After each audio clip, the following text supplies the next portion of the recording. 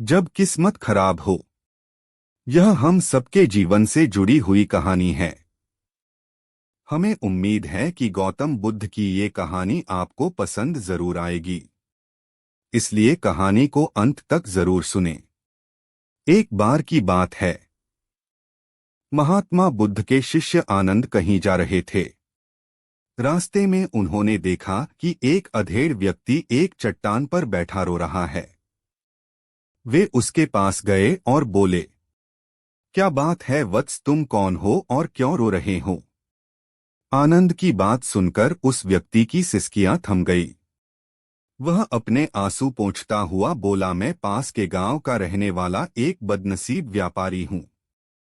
मैं जो भी काम करता हूं वह बिगड़ जाता है। व्यापार के चक्कर में मैंने अपनी पत्नी के गहने गंवा दिए, मैंने अपने परिवार को भी खो दिया, यहां तक कि मेरा घर भी गिरवी पड़ा है। मुझे तो लगता है कि मैं किसी काम का नहीं हूं। मेरी किस्मत ही खराब है।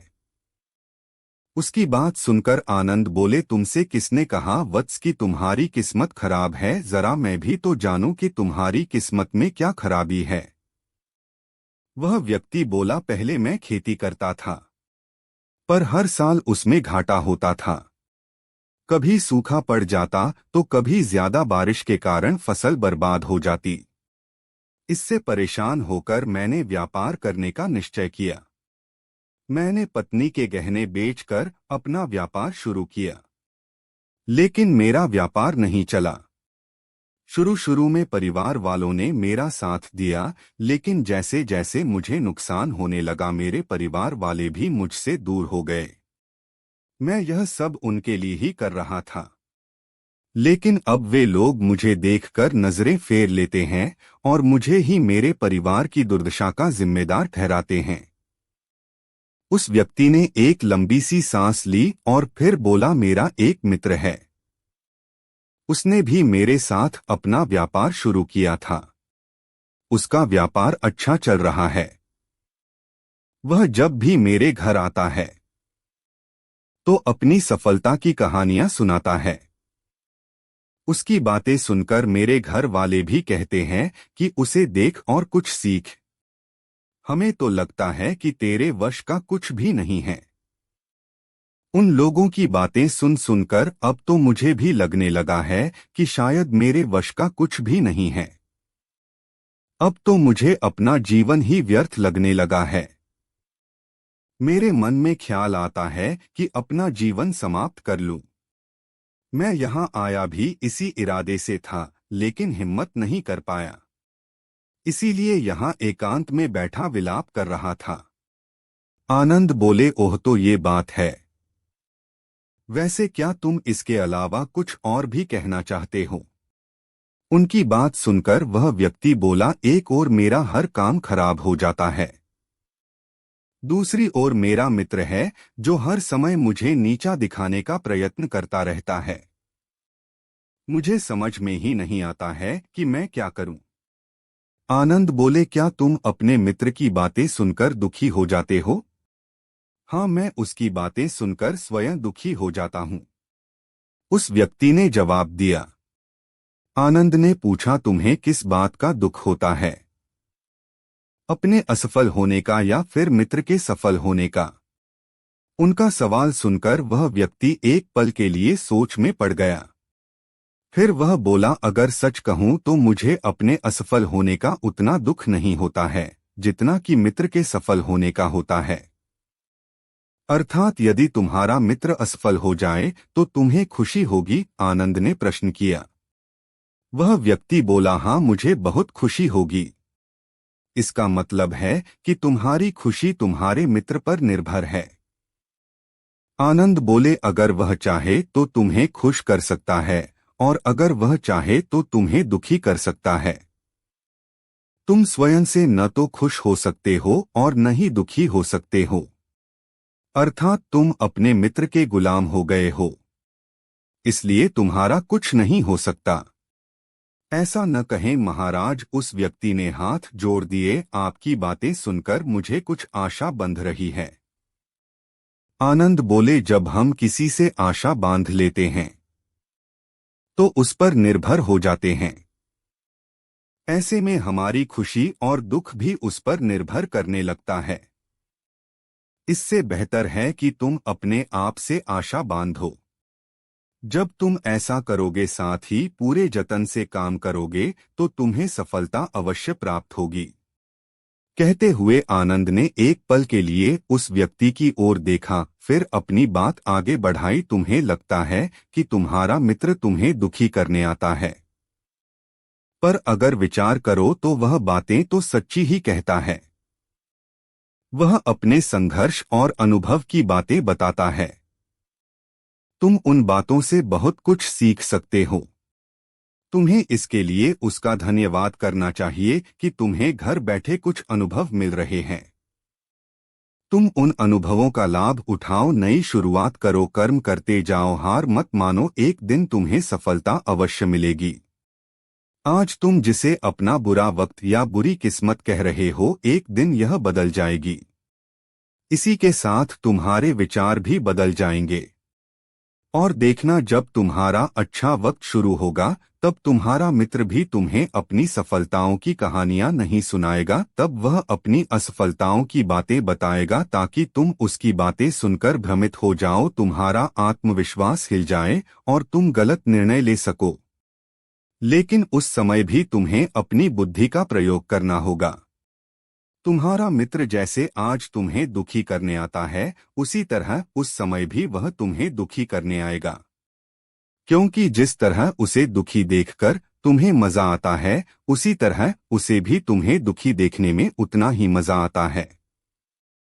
वह व्यक्ति बोला, आपने सही कहा, लेकिन मेरा सबसे बड़ा दुख यह है कि मेरे परिवार के लोग भी इसमें शामिल हैं।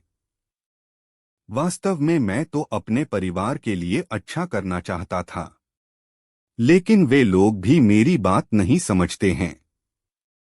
वे भी मुझे गलत कहते हैं और अब तो वे मेरे साथ भी नहीं हैं। आनंद बोले, मैं सब समझ गया। तुम सांत्वना चाहते हो। वास्तव में इस दुनिया में सभी लोग सांत्वना ही चाहते हैं। हम चाहते हैं कि हम जब भी कुछ करें तो लोग हमारी प्रशंसा करें, लेकिन आमतौर से ऐसा नहीं होता है, इसलिए हम दुखी हो जाते हैं। हमें लगता है कि हमारे मित्र परिवार वाले सब मतलबी हैं। लेकिन तुम अगर किसी को अपना परिवार मानते हो और उसके लिए कुछ करना भी चाहते हो, तो तुम्हें ऐसा क्यों लगता है कि तुम दूसरों के लिए कुछ कर रहे हो? वास्तव में तुम अपनी खुशी के लिए कर रहे हो। इसलिए परिवार के लिए कुछ करना वास्तव में अपने लिए ही करना होता है। लेकिन अगर ऐसा करते समय तुम्हें लगता है कि तुम दूसरों के लिए कर रहे हो, तो तुम दुखी रहोगे। और अगर तुम्हें लगता है कि तुम अपने लिए कर रहे हो, तो तुम खुश रहोगे। क्योंकि जब तुम अपने लिए कुछ अच्छा करते हो या करना चाहते हो, तब तुम्हें सांत्वना की जरूरत नहीं पड़ती है। आनंद की बातें सुनकर उस व्यक्ति के चेहरे के भाव बदल गए। वह बोला, आप सही कह रहे हैं। मैं समझ गया हूं। अब तक मेरी किस्मत खराब इसलिए थी क्योंकि वह दूसरों के हाथ में थी। अब मैं अपनी किस्मत को अपने हाथ में रखूंगा। मैं फिर से प्रयत्न करूंगा, पूरे मन से काम करूंगा, और जब तक सफलता नहीं मिल जाती चैन से नहीं बैठूंगा। उस व्यक्ति की बात सुनकर आनंद मुस्कराए और उसे एक छोटी सी डिबिया देते हुए बोले, इस डिबिया को हमेशा अपने पास रखना। इसमें एक ऐसा राज है जो तुम्हें बड़े से बड़े दुख से भी बाहर निकाल लेगा। लेकिन इसे तभी खोलना जब तुम्हारे जीवन में कोई रास्ता न दिखाई दे और तुम्हें लगे कि सब व्यर्थ है। यह दुनिया व्यर्थ है और यहाँ रहना भी व्यर्थ है। उस व्यक्ति ने आनंद को धन्यवाद दिया और डिबिया को लेकर चला गया। उसने नए उत्साह के साथ फिर से अपना व्यापार आरंभ किया। उसका व्यापार चल निकला। अपनी मेहनत और लगन के बल पर वह एक बड़ा व्यापारी बन गया। परिवार वाले भी उसके साथ आ गए और उसका जीवन हंसी खुशी बीतने लगा। अब वह भूतकाल का रोना छोड़ चुका था। वह भविष्यकाल की भी चिंता नहीं करता था, बस अपने वर्तमान को संवारने में लगा रहता था।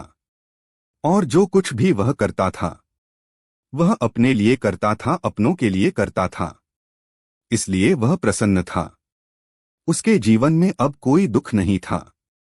लेकिन वक्त हमेशा एक जैसा नहीं रहता है, वह बदलता रहता है। उसके जीवन में भी बदलाव आया। एक दिन उसके राज्य पर पड़ोसी राजा ने चढ़ाई कर दी। उसने इस राज्य पर अपना कब्जा कर लिया। उसके सैनिकों ने चारों ओर लूटमार मचा दी। उन्होंने व्यापारी का सारा धन लूट लिया। उसके घर में आग लगा दी। जान बचाने के लिए उसे अपने परिवार के साथ वहां से भागना पड़ा। वह व्यक्ति अपने परिवार के साथ कई दिनों तक इधर उधर भटकता रहा। वह दाने दाने को मोहताज हो गया। उसका बच्चा बीमार हो गया। इलाज के अभाव में वह तड़पने लगा।